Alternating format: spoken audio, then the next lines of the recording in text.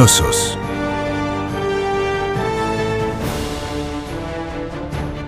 Voici les gouttes de mémoire d'un monde disparu, englouti par le temps. Un monde dont je vais vous révéler l'histoire. Tout commence avec Minos III, ultime souverain de la puissante Crète. En 1460 avant notre ère, depuis la loggia de son palais, il domine du regard sa cité florissante et son port incomparable, carrefour des richesses et des ambitions de la Méditerranée antique. Minos avait deux filles, Ariadné et Pasiphaé. Ariadné, 16 ans, était la plus proche de son père. Pasiphaé, ambitieuse et indépendante, révélait déjà l'étoffe d'une dirigeante.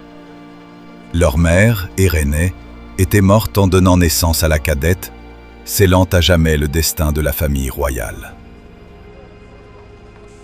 Depuis des siècles, la civilisation minoenne rayonnait sur la mer Égée. Certains murmuraient qu'elle portait en elle l'héritage de l'Atlantide disparue. Son raffinement, son savoir et sa prospérité la plaçaient au sommet des sociétés du monde antique. Mais cette grandeur attirait inévitablement les regards avides et faisait naître, au-delà des mers, des ambitions dangereuses. Depuis le premier roi Minos, vénéré comme un dieu sur terre, les Minoens accordaient une importance capitale à leur flotte. Leur puissance maritime reposait sur leurs trières, redoutables galères de combat, réputées invincibles dans tout le monde antique, comme en témoignent les fresques murales de leur palais. La mer complétait généreusement les richesses de la terre nourricière. Oursins et poulpes figuraient parmi leurs mets favoris, servis lors des soirées animées par les artistes qui faisaient résonner la douce musique de la lyre.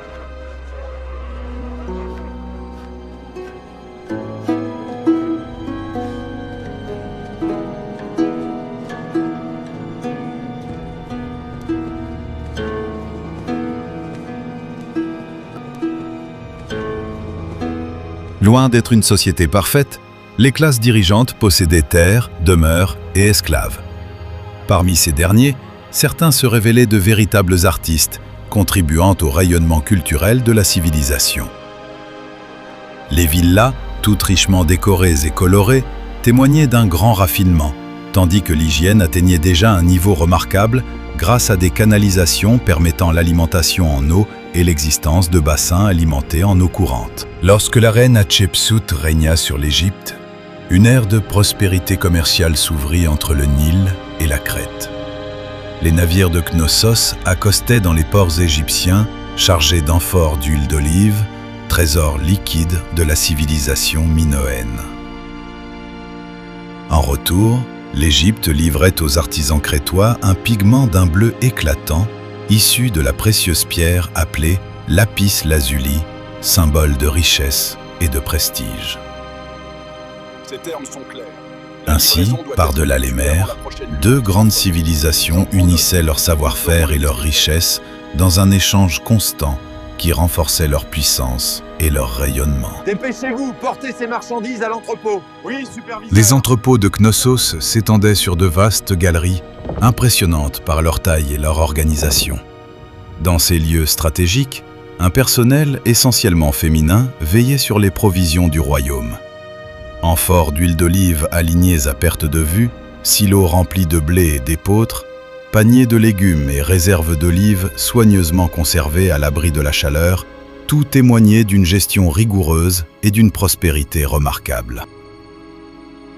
Mais cette organisation méthodique, source de richesse pour les cités minoennes, attisait aussi la jalousie et la convoitise. Des espions dignes de foi rapportaient des signes inquiétants. Une attaque se préparait, peut-être même une invasion imminente.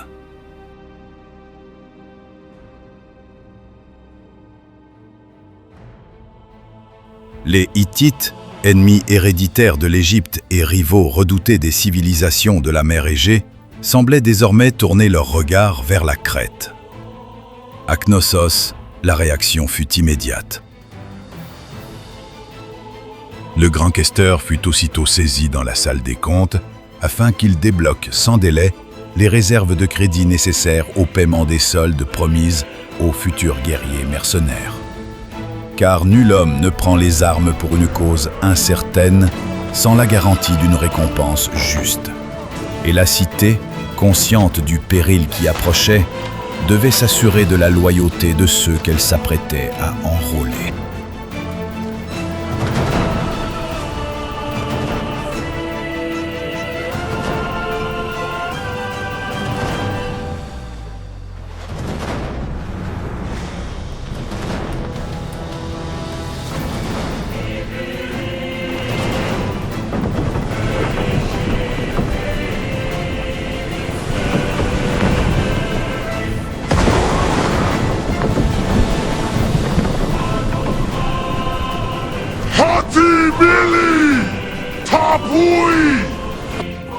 La bataille fut brève et décisive. Grâce à leurs catapultes lançant des projectiles enflammés, les navires minoens détruisirent la majeure partie de la flotte hittite en moins de 20 minutes.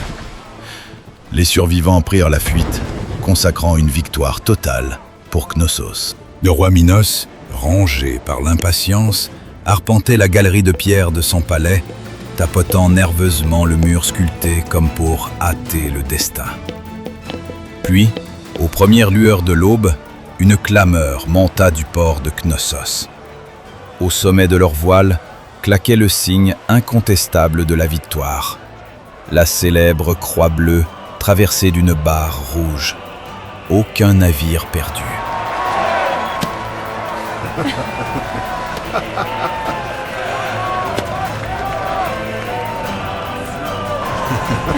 Félicitations.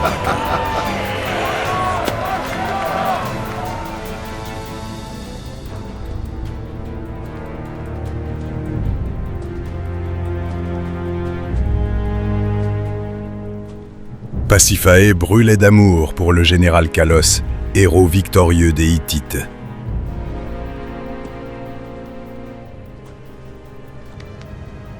Mais le cœur du guerrier appartenait à sa sœur, Ariadné.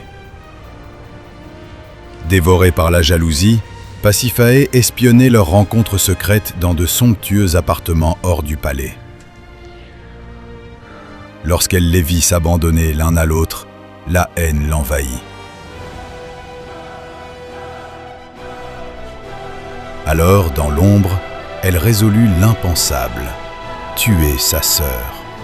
Et elle se rendit auprès du sorcier Katara, maître des poisons lents qui ne laissent aucune trace.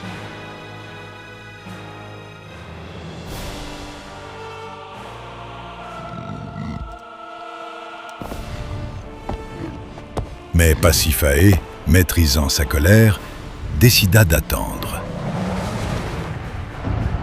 Elle n'agirait qu'après la fin des spectaculaires jeux de Taurocatapsia, ces épreuves sacrées où de jeunes athlètes affrontaient la puissance du taureau en bondissant au-dessus de sa charge dans l'arène de Knossos.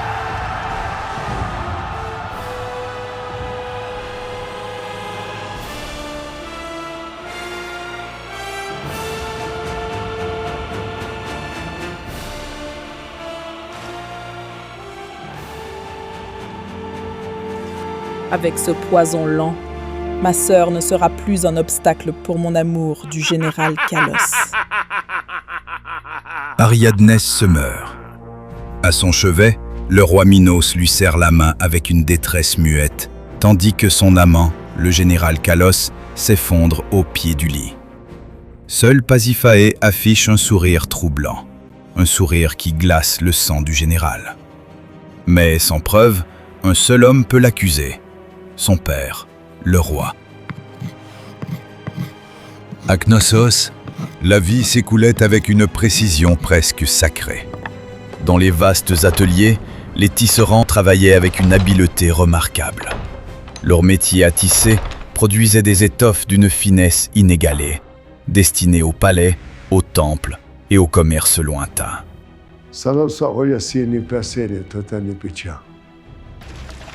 Au cœur du palais, l'eau occupait une place centrale. Elle était purificatrice, prophétique, vivante. La cité n'était pas seulement puissante, elle était organisée, raffinée et profondément spirituelle.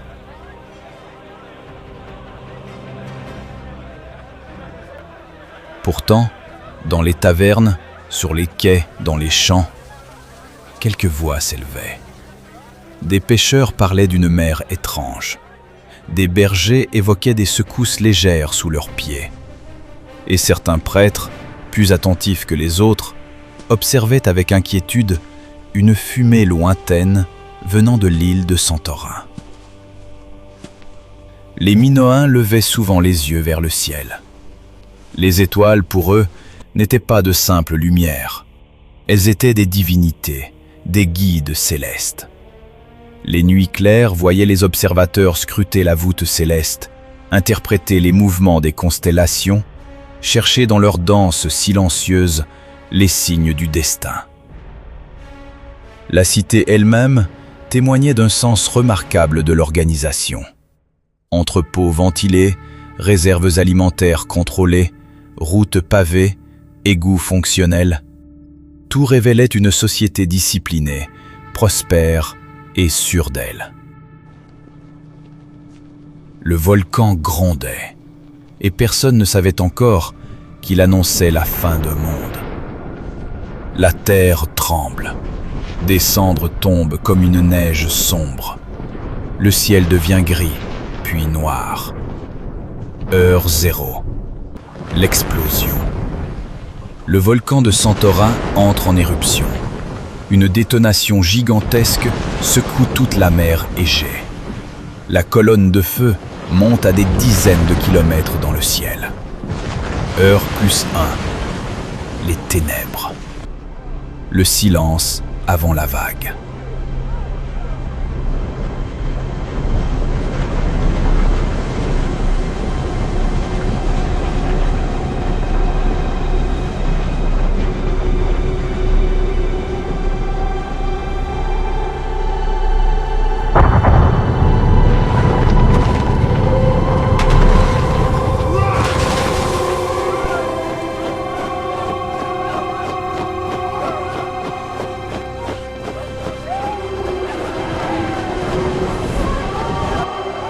Un tsunami colossal frappe les ports et les cités côtières.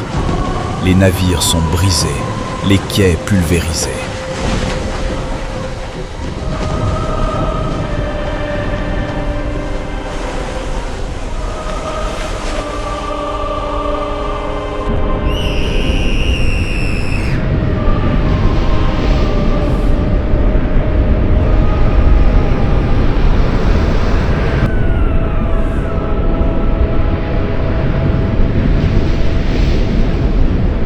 Vous venez de voir Knossos, une fiction de Lionel Vigneron.